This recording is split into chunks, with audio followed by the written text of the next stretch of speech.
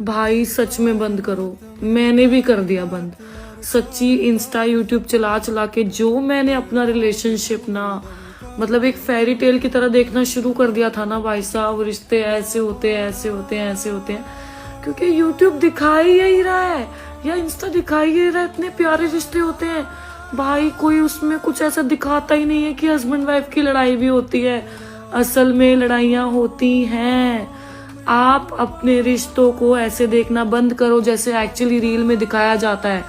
Reel reel है, real नहीं है। हम लोग पता है क्या कर रहे हैं, अपने रिश्तों को उस रिश्तों से कंपेयर करके इतनी भाई साहब इतनी लड़ाइयां मचना शुरू हो गई है ना, मैं क्या बताऊं। और गलती हमारी है। बंद करो, रिश्ता मैजिक नहीं होता। जितना रिश्ते को आप खुद से स्ट्रॉन्ग करोगे उतना वो स्ट्रॉन्ग होगा। और जो हम करते हैं ना कंपैरिजन करके, वो वीक कर रहा है रिश्ता। सच्ची मुझे समझ आ गया।